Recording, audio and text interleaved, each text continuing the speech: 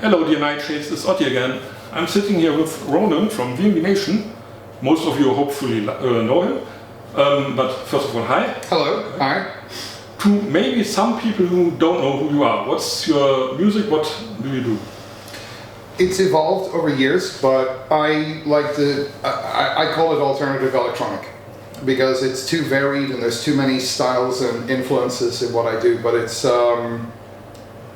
sometimes it can be very melodic and inspiring, sometimes it can be sort of dark and dance oriented.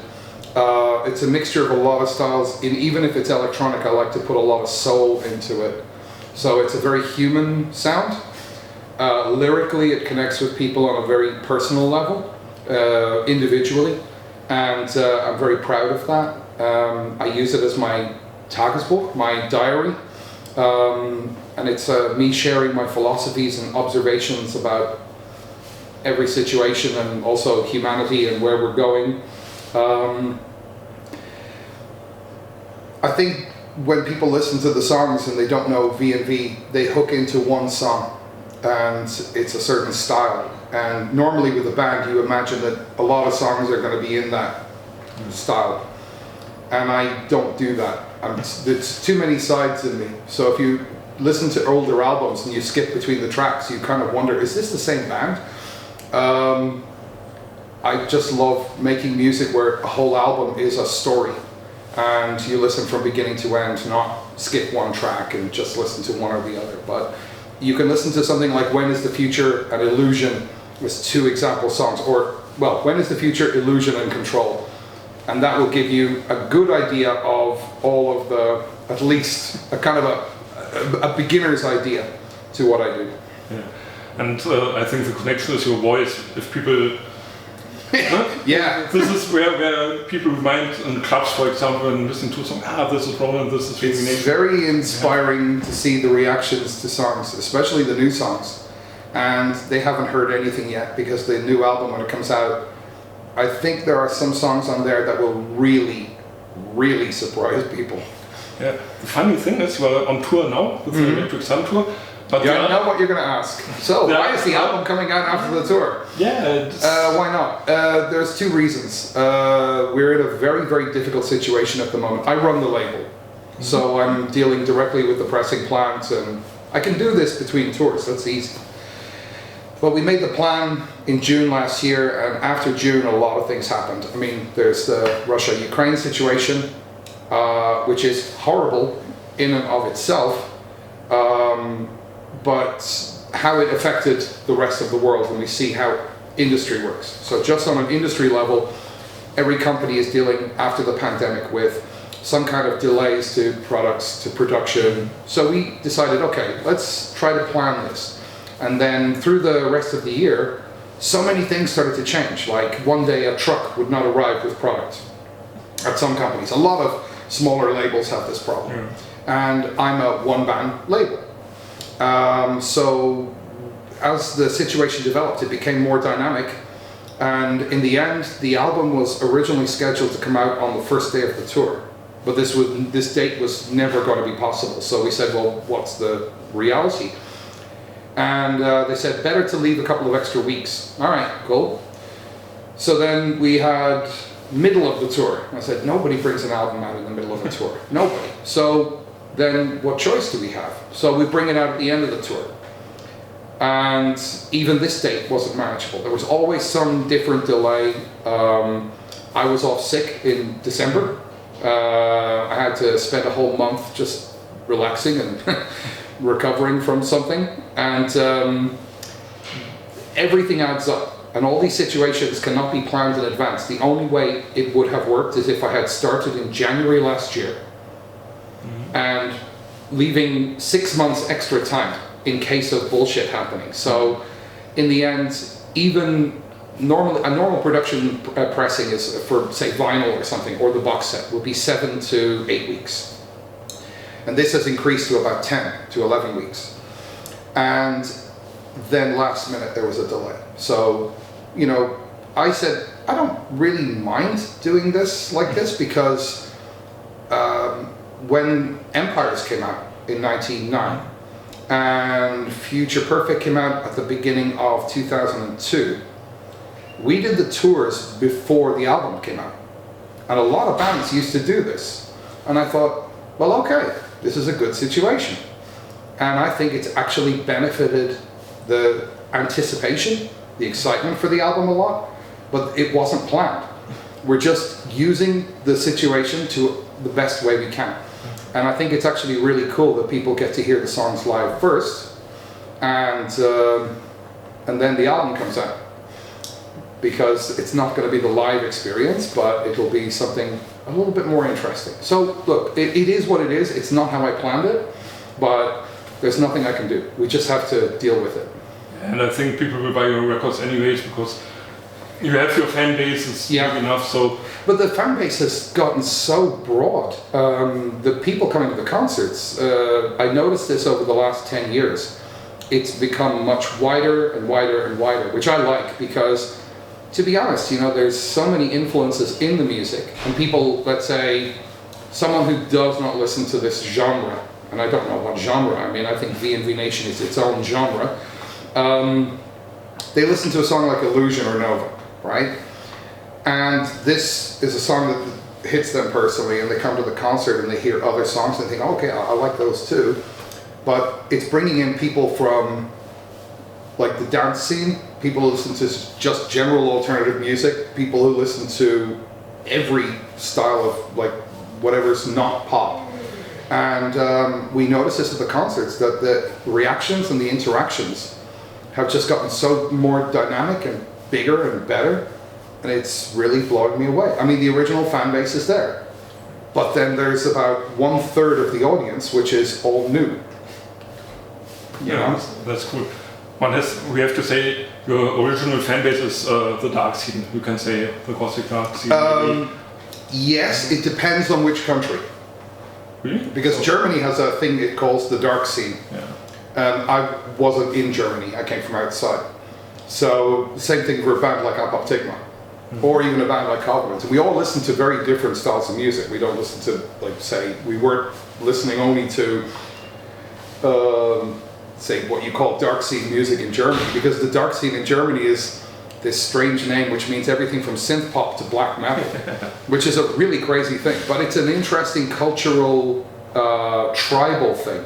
Especially when you go to a festival, I try to explain to people in other countries that it's like a giant tribe of people who, even if they don't listen to the same style of music, they have this, there's something in common, that they recognize each other, and they band together and they kind of share a culture.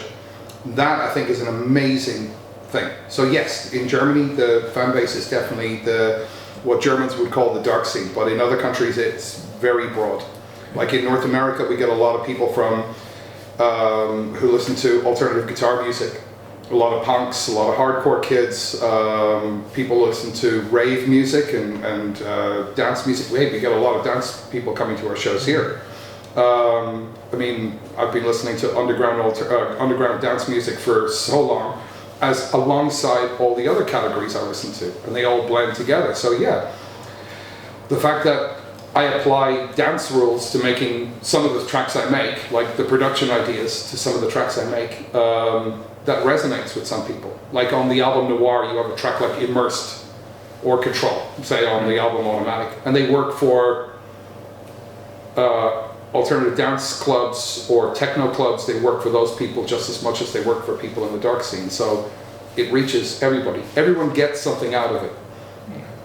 That's really cool because I think nobody wants to be limited to one subculture or something like this. If I listen to, I listen to so many broad styles of music, so I always tell, you know, when fans ask what I'm listening to, and I say, well, try listening to this band, and I give them a list of maybe 10 bands that I'm listening to at the time, and they can't hear the connection because there's a cultural bubble for a lot of people that they only listen to music within their tribal group. And all the bands I know, we listen to so many different styles of music because there's so much creative underground music out there, and every year more and more and more. And there are some retro styles popular at the moment. I mean, we have a darkwave band or post-punk band playing with us tonight. We had one on the last tour.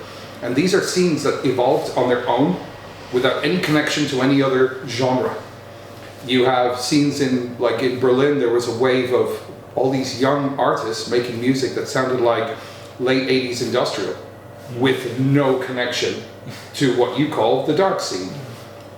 I don't like borders or labels or genres. If you like it, and you like it for the right reasons, that's amazing. But there's so much amazing music out there to listen to, and it's a shame, I think, if people only listen to 2 or 3 bands or bands that sound like it. So I try to educate, and I like that. And I love after shows when you're talking with people and they say, oh, I like this album, I don't like this one. I say, well, it's okay. There are some generations of fans, people who got in at the beginning and maybe they don't like one album. And I say, yeah, but what you don't realize is that this album was incredibly successful, but it reached a whole other crowd who got in and started to listen to all the other music. So they had their musical knowledge expanded. Sorry, I'm not doing an advert for this.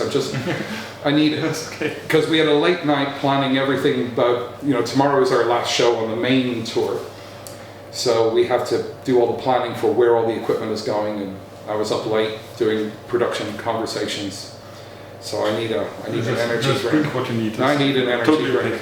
Yeah, but that's really cool because maybe people going to Amphi Festival, for example, they know you. Yeah. You don't have to explain who is filming nation. But this was why I asked to introduce yourself, because we want to reach people of every kind of music who love every style. I'm not going to run to their door and say, hey, listen to this. I just hope that they find it accidentally. VNV Nation was always successful in that it was done almost through recommendations. It was word of mouth. And I love this. This is the right way to allow music to spread, because,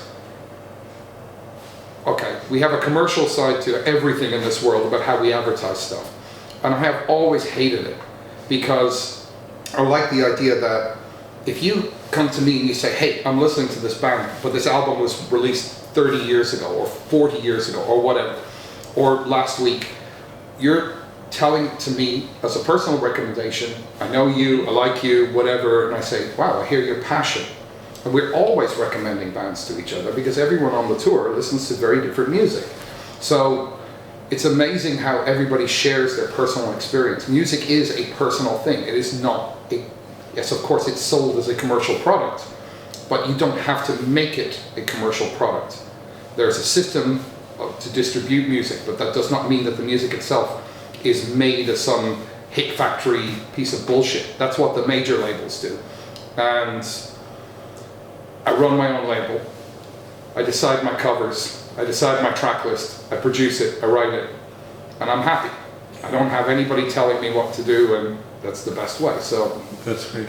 And I think it's totally okay to do things commercially, because you, as long as you earn yourself out of music, you have more freedom. But every band has to pay the bills. Yeah. And when people see the costs of running a band, like the bigger the band gets, the more your costs get, and it's not cheap. Yeah. You have a responsibility to give people something better every time.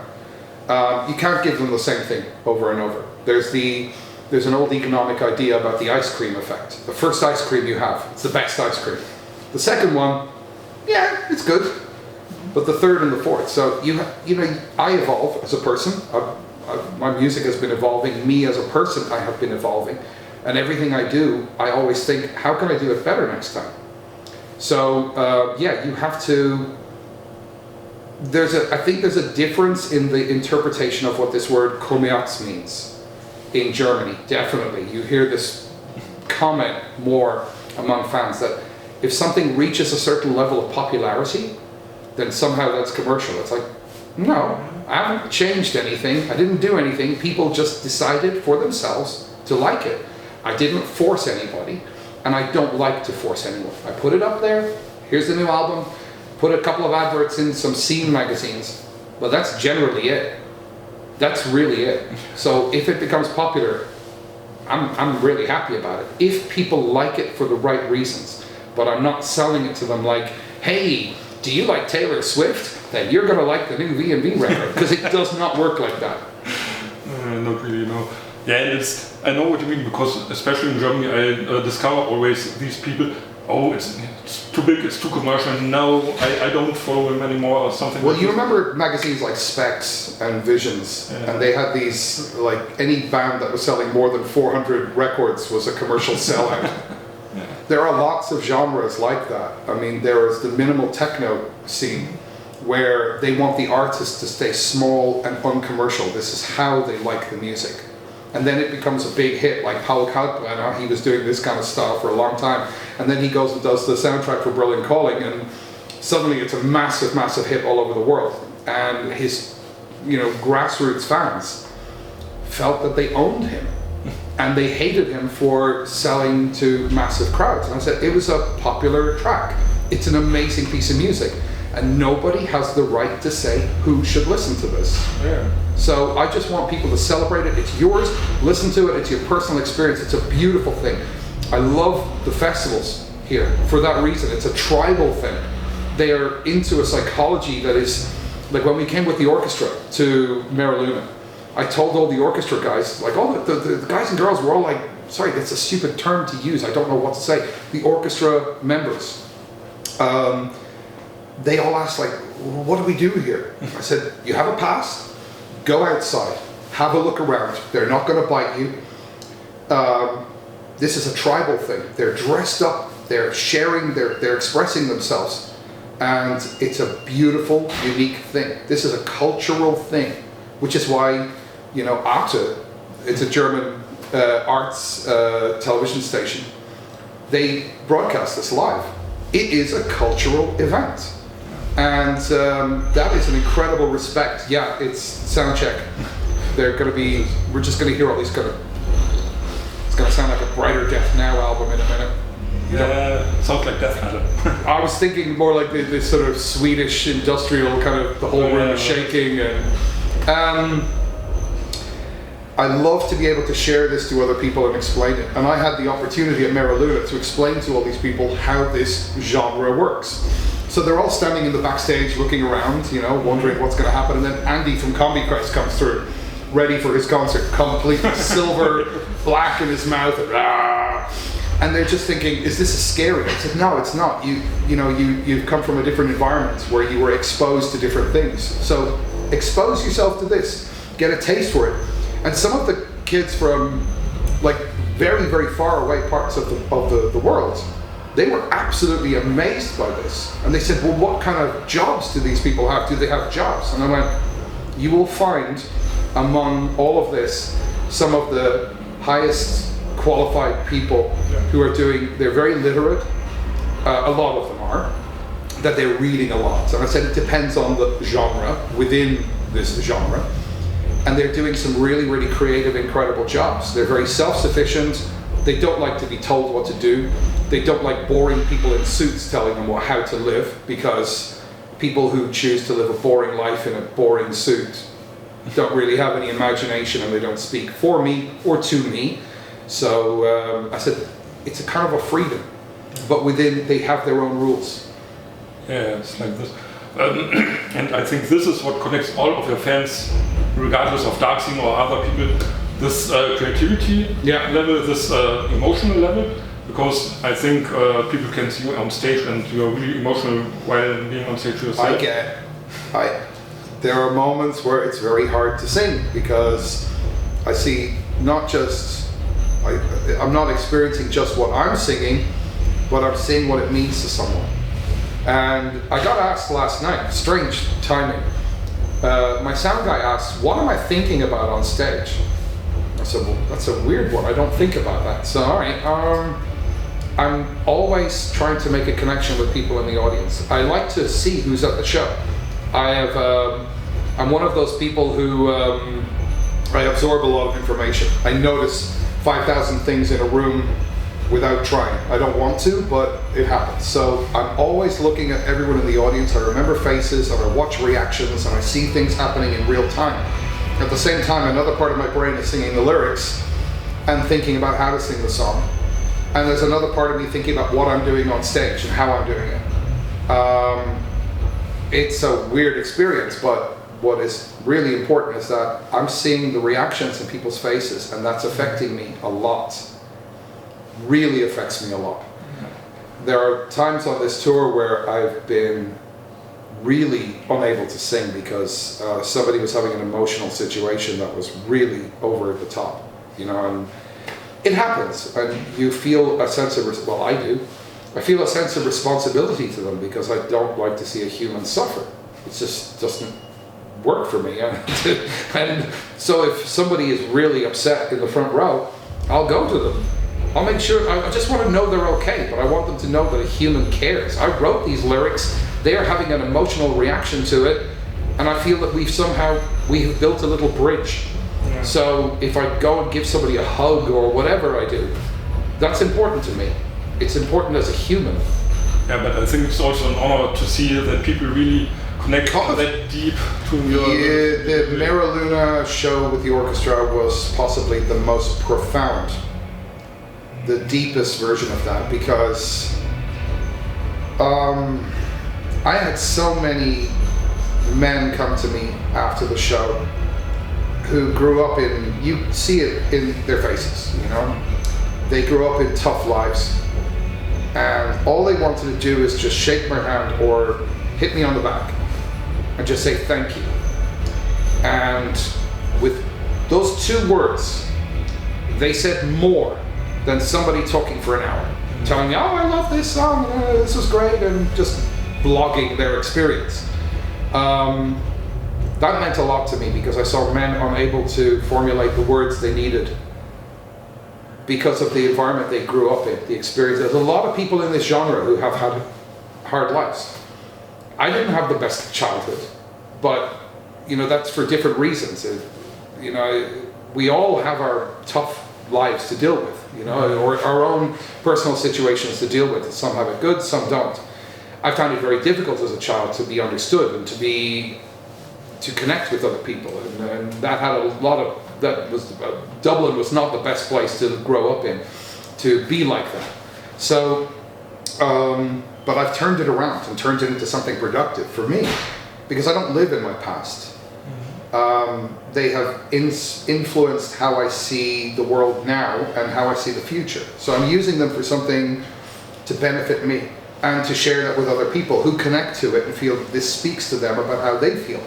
But when you have people coming up after a show where you're playing orchestral music, 20 strings and a concert pianist, and they are so emotionally moved but trying really hard not to show it, you think that was not my plan.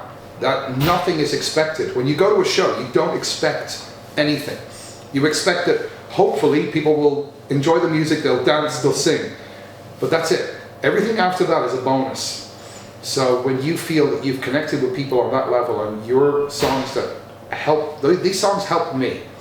I mean, there were albums when they were my catharsis and my way forward. They were the way for me to name the demon and throw it away. And that's my past. To see that that is the process happening in somebody in front of you, you cannot imagine how deeply that affects me, and how I feel humbled, meaning I don't feel worthy. I feel like I'm sorry if I upset you, I'm sorry if I made you cry, or it's a very, very strangely human experience. I get emotional because I'm seeing this in front of my face while I'm talking to you, and it's sometimes it can be overwhelming, but I feel I have a sense of responsibility sometimes, because we're all on the same journey, we're all on the same planet, we're all trying to make sense. Nobody gave us a user manual to live as a human, and we've just had to figure it out. So we've all come up with different ideas about how things work. We form our little groups that we think we have the right idea. Yeah, we do. You know, nobody has a fucking clue how to live or how to work on the planet. So I just feel like, for me, other people have helped me over the years. Other people have been there and gave me a piece of advice which changed my world. And if I can pass that on, then I'm doing something that makes me feel, I wasn't selfish about it. I'm passing that on because other people need it. I also get to write songs and play concerts and have a wonderful time with it, and it helps me evolve, and that we can all benefit from this. There are no real words to describe what that feels like.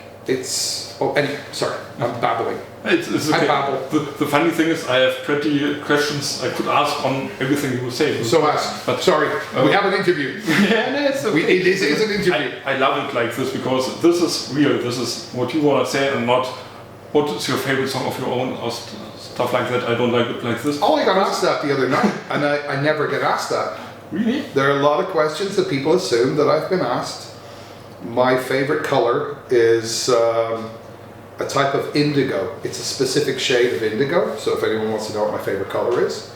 It's, when it comes to favorite songs, I hear them differently, but there are songs I got asked the other day, what songs are you the most proud of? And I thought, wow. When it's an accomplishment, when it's something for me that I've never done before, and I'm able to create something that sounds exactly how I wanted it, that makes me proud. So if it's something like, I don't know, the very last song on Transnational always comes to the top of my, like Solitary, I would say, because making this song was a victory for me in so many ways that are hard to explain, and it would take me an hour.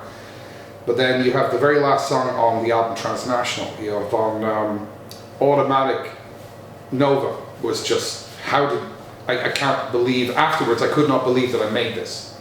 You have moments like that.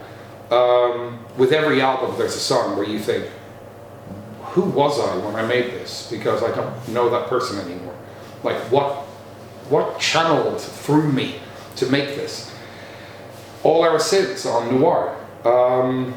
I waited until the last minute making the album to record the vocals. It's something that I do because there's a lot of Germans don't like that, who work with me, who don't like that I do things in a very organic and dynamic and dangerous way where I take it right to the edge. I recorded the vocals at 5 in the morning. I did this with Space and Time on Automatic as well, where I threw the lyrics out and said, no, this doesn't feel right. It's not what I want to say. I wrote new lyrics because I'm always awake for about 2-3 days trying to finish an album. It's a part of the process. Everybody who's in a creative world knows that there's your time scale. Mm-hmm. Planning, rush. There's a little red bit at the end. So 3 days I'm awake, 3 days. And at 5 o'clock in the morning, I'm throwing the lyrics out for Space and Time and writing lyrics about the making of the album, the whole process, my personal process, what it felt like making this album. And it's a whole song of metaphors. And then singing it and mixing it. And then at 9 o'clock in the morning it went to the mastering company. That's how last minute. The same thing happened with All Our Sins. And you know that there's a moment when the lyrics will come. They have to come the right way. If they don't, it's forced. It's not natural. So I wrote the lyrics for All Our Sins sitting outside in an empty car park. I just went outside. I just needed air. And suddenly it was the right moment. I'm not in a studio. I'm not trying. There's no pressure. There's no computer in front of me and a microphone or anything. And I went outside and just had all the words in my head. And it just suddenly, everything else flowed. So I went upstairs and recorded it. And I thought, who's singing this? Like when I'm recording it, I actually thought, I almost fell over because I thought, where's this voice coming from? Where's this? There was so much emotion in it, so much power. And a lot of times it feels like someone else is singing for you. It's a very strange process. A lot of creative people and we've talked about this, people who are creative visual artists, people who make incredible installations. And we talk about this process of you get in a mindset, create something. And this mindset is the only way to make this song, this piece of music, this singing illusion at 7 in the morning after being awake all night for 3 days. You mentioned people that helped you during the years, so maybe who would you really like to thank now? This is an endless list. The simplest people. I was 21 in London. I give it one example because I had to talk about this 2 days ago. And I was working a full-time job, and it was my first big job in the computing world. And I met a guy at a club. My girlfriend at the time was working at a club part-time. And I would go and hang out at the club. And eventually I said, hey, this is a lot of fun. Why don't I work here on Friday, Saturday, Sunday nights? I'm 21, I'm young, having fun, I'm in London. I moved from Dublin, having the best time of my life. And he had been in Thailand for 3 years. And then he went to Thailand, then he went to India, then he was backpacking, exploring the world, because he felt like he's that kind of person. And I had always studied, growing up in a very Catholic country at the time, I was always trying to understand what are the other religions about, what are all the other philosophies about and faiths. And this was very important for me to understand. There's a sign on the door that says this is a backstage for a band, and some random person just walked in. So anyway, yeah. So he taught me this idea that everybody was my master. And I had heard this, and I'd read this in other, when I was just going to the library and reading about what other faiths believe and what different types of spirituality are. I just wanted to understand it, So I said, can you explain that? And he said, if a guy walks in and he's an idiot, you think he's an idiot. He's not your idiot, he's your teacher, he's your master. He's teaching you that if he talks to someone the wrong way, you don't do that. Or you understand why, you try to think about why he did that. What kind of life brought him to this point. Somebody who's looks that they're totally comfortable with everything and totally able to do everything. They're the coolest person in the club. They're teaching you some very important lessons, that everything is there, every person is there to teach you something. Everyone on this planet, and everyone is your master. Respect that. So I've spent that's just one example of someone who told me something that I thought about and has been a mantra for me for my whole life. Everybody is teaching me something. I cannot, there's an instinct in a person to judge very quickly. And I tried to back away from that. I tried to fight against that instinct. Because I grew up in a very judgmental culture where everybody wants to tell you what your problem is and everyone thinks they're an expert. And there's nobody who's an expert. Nobody is an expert in anything. Unless they're running a nuclear power station, and then you hope they're an expert. But, that they know where the off button is. So, or a neuroscientist, or somebody who's doing brain surgery. Do you know what you're doing? No idea, no clue. Oops, okay, exactly, like Homer Simpson, exactly, right? With the jar of bees, when he's trusted with the jar of bees, that was a very important job. So, I don't know, I could go on about this subject and talk about all these things, but I learned from other bands. I learned a lot from other musicians because creative people interest me because I guess I am. So I want to know how they think. I don't want to talk about music. I don't want to meet bands for being bands. I don't like that. That doesn't interest me at all. It's just, that's like hanging out. We're bands. Yeah, wow, wonderful. That's great. Tell me something new. I want to learn from someone. And it doesn't matter who they are. It could be the person on the street who's just starting out, or it could be the oldest person.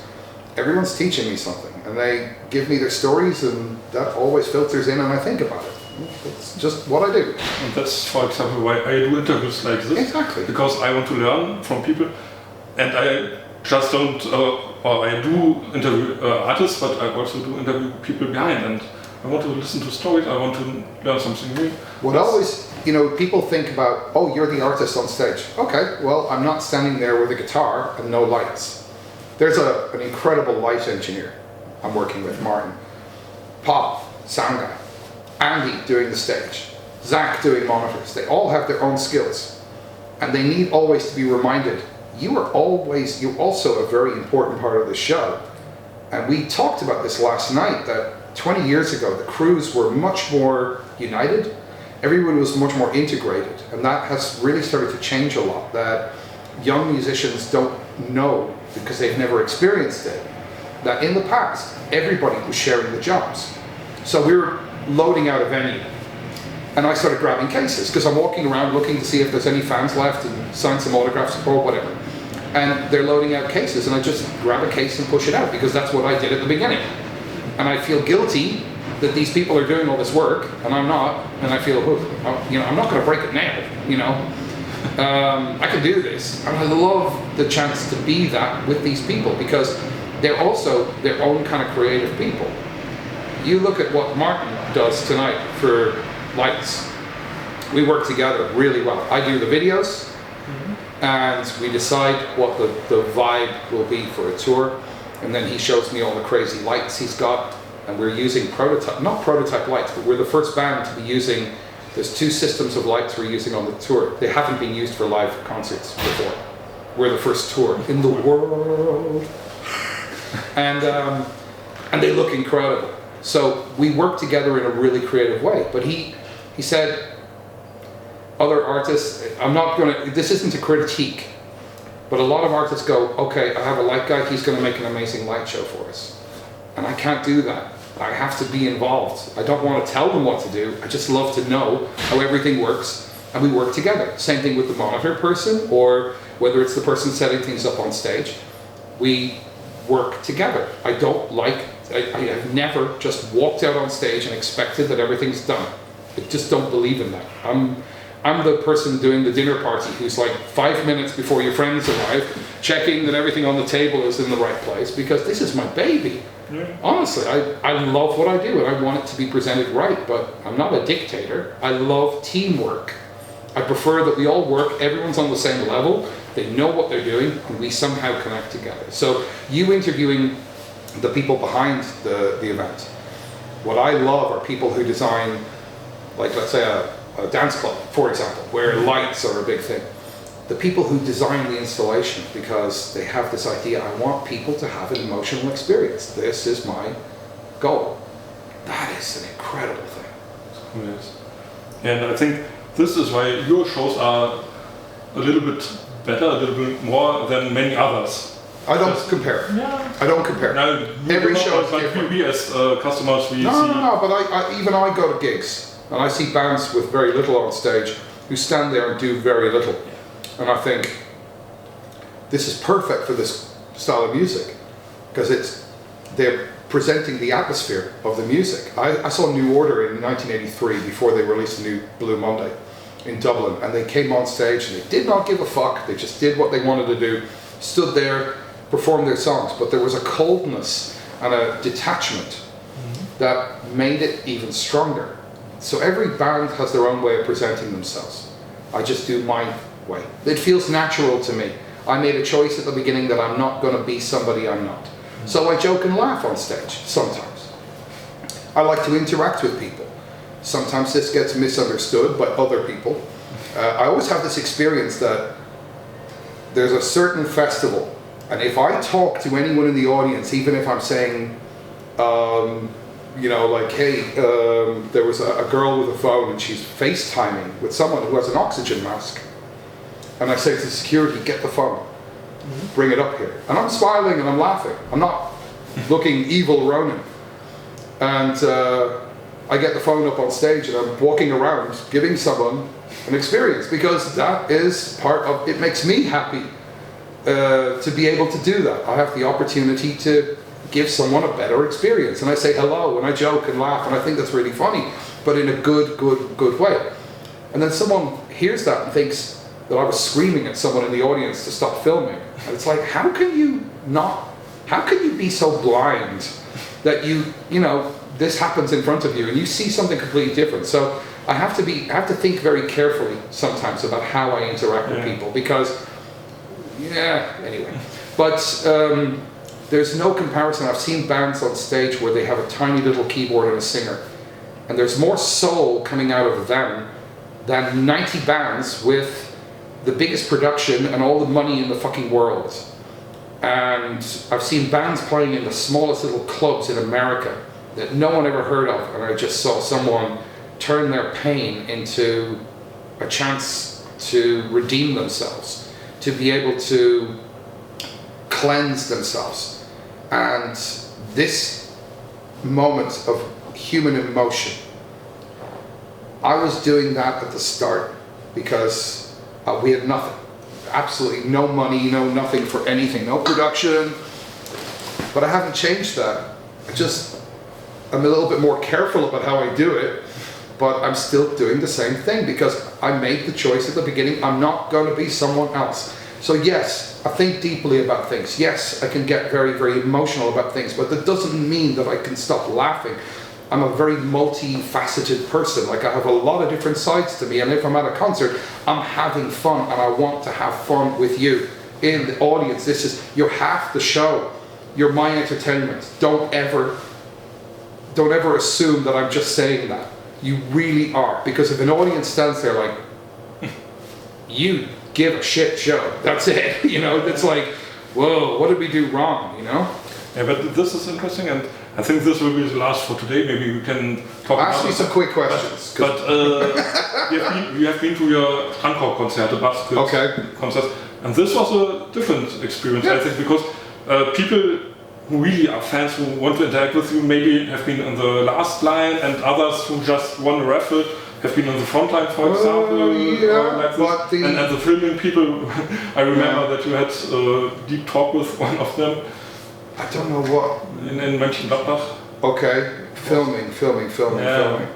No, I mean, look, we were in the middle of, I don't know what the circumstances were. There are people who do things where they're blocking other people's views. This is always annoying to me because somebody behind you, like, think about what you're doing. Don't be just a selfish asshole, just holding up your camera and thinking, I can do it. Everyone does it at concerts. No, they do it, but doesn't mean they should. That annoys me. Everyone has a right to the concerts. Whether they enjoy it or not after, it's up to them. But everyone has a right to see the fucking show. And people who are just selfish with this idea of like, oh, stick my iPad in the air. I've seen something. But every artist talks about this. And there are a lot of artists in America, for example, and Britain, who say no phones. Like, just everyone has, this is a real experience happening in front of your face. I personally can't understand people in the front row. There's the concert. Mm-hmm. It's your eyes perceive a very, very wide amount of information because your brain is making up the image. It's putting it together like a jigsaw, like a rätsel. A phone is limited in what it can see. And you will not have that brain experience of the brain making up all of the experience around you. And they stand there for the whole show, watching it through a tiny screen. And I cannot understand where we went wrong with technology sometimes. Yeah, I know what you mean. So for me, those are moments where I get involved. And I say, come on, eyes up front. Like, hold the phone, but look what's happening. You can download footage right in front of your face. Who is watching all of these 500 videos, these shaky videos on crappy phones? Who is, maybe there's an AI in the future that's going to look at all these and make a concert out of it for all of us, a virtual reality concert. Maybe that will happen. But right now, do you really go home and watch videos of you going like this? But with the Steinquart concerts, this was a really interesting experience because we were invited to do these. And I said, okay, this is going to be weird. The first one we had to do was an auto concert. So, what do? Everyone's listening to the music in their car. The band are like, this is going to be weird. I said, just let's see how it works. But we have to do something because the crew is not making any money. We have to do shows. And they need to be paid, they need to get the regular income, and we need to work, and we also need to feel active in this and entertaining people. So two people from a company in the building where I have my studio, they came to the concert. They were really curious, what's it like? And they sat in their car and they said, I never thought that a band could get everybody to move their windscreen wipers, the Scheibenwischern, in time with the song, and everybody flash the lights on your cars, and I turned this interaction because it's your experience. That's why you're here.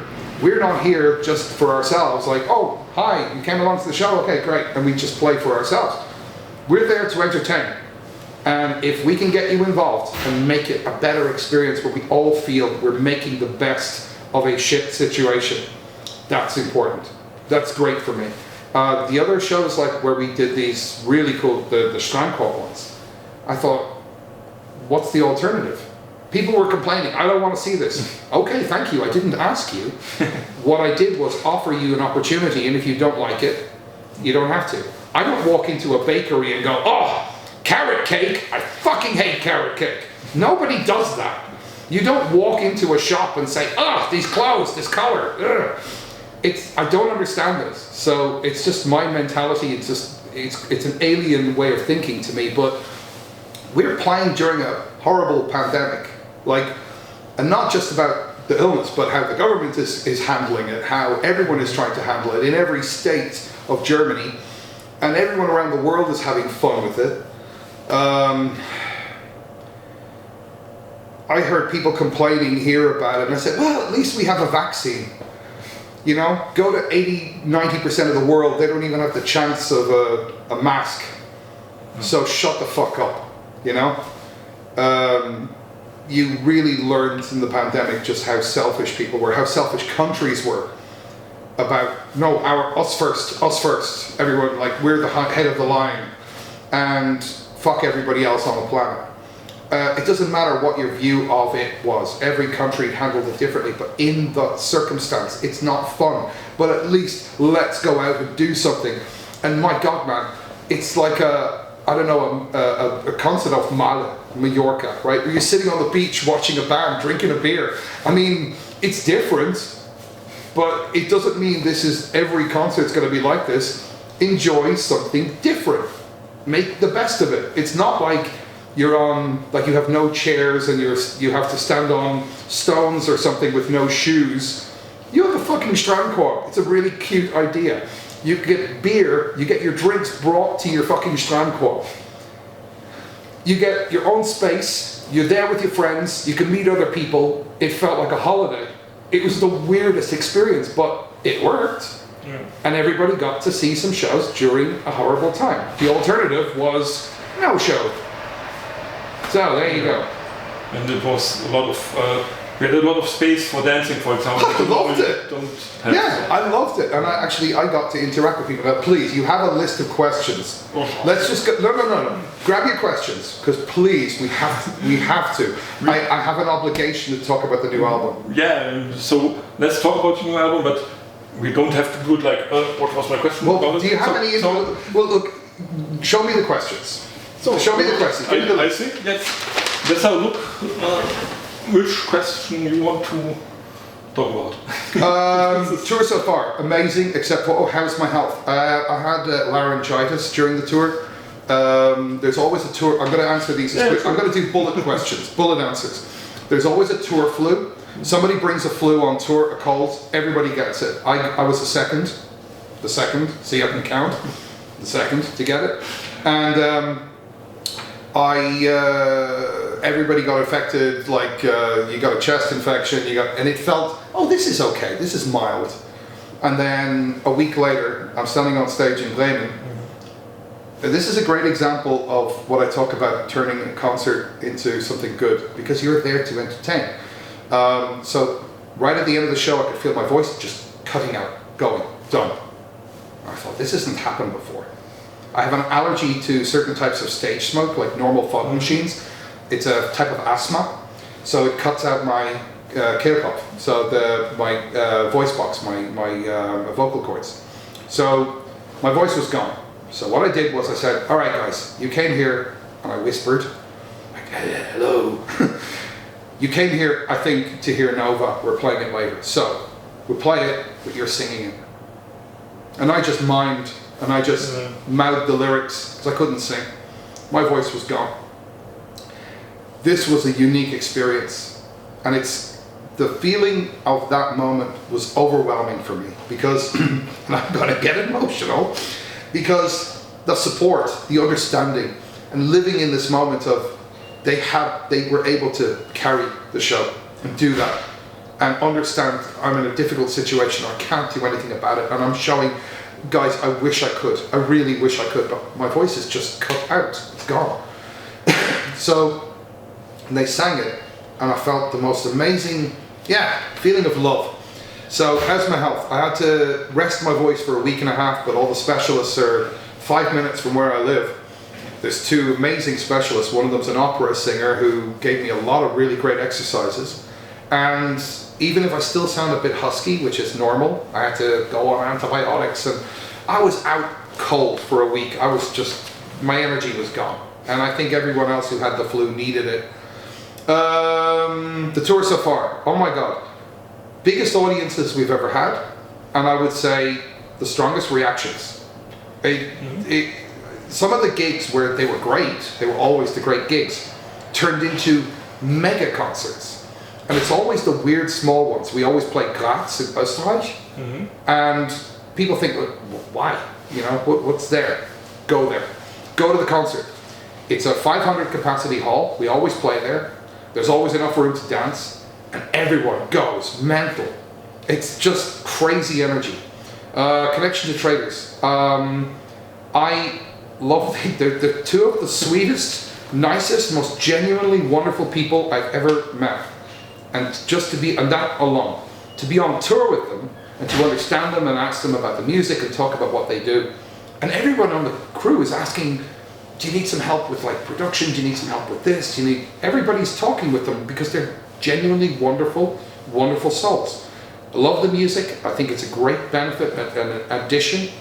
Another category of music. It gives a whole different vibe to the show. I love that. Classical show at Mehr. Can I talk about that? This is important. What I did not know was that after we played at Mehr as the normal band headliner, the promoter came and he said, wow, this was a great show, and we had never played headline at Mehr before. And I said, I told you, we will invest most of the fee into the lights, into everything, bringing in the drummers, we will make an effort. We'll give you a great show. And he said, wow, yeah. Well, they're not going to have us for another number of years. And I said, okay, well, I have an idea. I do this orchestral project, where it's not a project. I play with an orchestra. Would that be interesting? Because I remember Alexei Valyanov from Datum did I think he had it was either a quintet or a sextet. And he did a very Baroque version of his songs. And I thought, that's beautiful. That was some years ago. And I thought, what a nice part of the culture, because you think about it, how many Mittelalter bands have violinists and bagpipe players and what have you. I said it would be nice. And he said, oh, that's really interesting. So we agreed on a low fee, and I said, okay, I'll make that work. And of course, when the show was postponed, I really wanted to do this. In the time in between, the costs went up. So I paid for the show. But it was an experience that had to happen. So what happened was, don't worry, you'll get your interview with Train. I couldn't believe how many people, when they started to think about it before the show, thought, is this going to work? They're really doubting it. And I didn't know this, and I saw it on their faces. I thought, what's the problem? Are you guys worried about something? I'm like, yeah, but it's Mehr. I'm like, yeah, well, you should have thought about that, 3 years ago. Not the promoter. He was even thinking, could work, maybe not. We'll see, or it'll just be a nice break. And I just thought, okay, I think it's going to be maybe 5,000 people in front of the stage because it's not the original music. And some hecklers, people shouting out the usual kind of bullshit it shows. And I went out on stage and just did my thing because I was happy to do it. And the orchestra is the most important part of that show because that's what gives me this feeling to sing. But they were so amazing and had the best time and loved it, and they loved the response because as an orchestra they don't get to play shows like that. And they kept asking afterwards, how many people were there? I said, well, maybe 25,000 people in front of the stage. I underestimated the number, but you could hear a pin drop. It was... There's no words. There really aren't any words. So, very emotional on stage. Is that a question? Yeah, I am. People filming during shows. I don't care if people film. I don't care if people photograph. Just don't let off a flash in my face because it blinds us, because we're looking out into darkness. And if an LED light goes off, it really can destroy. Like there's two people in the band who have contact lenses and they're blinded by it. And I have built-in lenses. I don't wear contact lenses, they're actually surgically implanted lenses. So I see amazing light patterns, like really amazing light patterns. So someone letting off a flash in my face, over years, even before I had the operation, they blind you. And they don't think, look, it's a €1,000 phone, read the manual.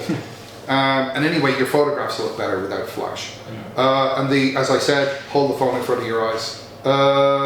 Beach share open airs, we covered that. People filming during shows. In most cases, albums are released. Yeah, okay. Core emotions and experience that influence you while writing the new material. Oh my God. When you hear the new album, that question will answer itself. Okay. So I have to listen to it. Yeah, I'm afraid you do. I'm sorry. What aspect of Electric Sun are you really proud of? I think the atmosphere over the years I wrote about 88, maybe 90 songs, and I picked 20 as the last list for the album. I have a second album worth of material that's all ready to go that I can start work on and I can release. I have so many genres written, but the really important aspect of it was I reached a point where I needed to record the vocals, and I connected with a team of people in Hamburg, or around Hamburg, who helped engineer. They just came in and connected everything for me because I was so busy with other things, and they saved me a lot of time. But the experience of working with them was amazing. It's my own studio. I just needed to wire up a lot of things and make sure it all works correctly, and they are professionals, they know what they're doing. And it's great to have somebody there with you, listening to what you're singing and go, you do that a bit better. But in my own studio, that was a new experience. And I loved it. And it was a great Zusammenarbeit, like this kind of working together feeling. It brought out, I mean, I did one session with them, and then I did a lot of vocals on my own. Just me going over, hitting the key, hitting the space bar, recording. And it brought something out. And you'll hear it on the album. The emotions are, I think it's a much, much more emotional album than I've done in a long, long time. How did the pandemic touch me? I tried to build a studio. I started at the end of 2019 because the old building was being torn down. I had to move into a new place, and then the pandemic hit and all the companies stopped working, so it took 2 years just to build everything. But at the same time, I made a promise at home that we would look after each other. So I took the people I love and care for. We became a little unit looking after each other. 2 of them have autoimmune, so they were more at risk. And we just took roles and became a team and focused purely on looking after us. That was the most important thing. Okay. So if you had a chance to go back in time and change one decision you made in your life, what would that be? Just one? You can't. You can't think like that. Everything, no matter how bad, brings you to where you are now. Mm-hmm. And if you can make something good out of that, that's great. There are people who walked away with a lot of money in the past. Every band has a story like that. There are people you worked with that you wish you had never worked with. There's always going to be a relationship you wish you changed. But every one of them gave you something. Even if those people didn't intend it, it gave you a new perspective. And if you can make something of it, and you can learn from it, and learn never to have that mistake again, then that's great. But one change, there couldn't be. No, I didn't know what I needed to know. I know it all now, but I didn't know it 25 years ago. What are the wishes for the rest of the year? Lock myself in a studio and make as much music as I can. That is my intention. There's another big surprise announcement coming about shows this year. There's some big announcements coming about other shows. There's a lot of plans. And I have a new network of people working with me to help me make that happen. And believe me, it's going to surprise a lot of people. So,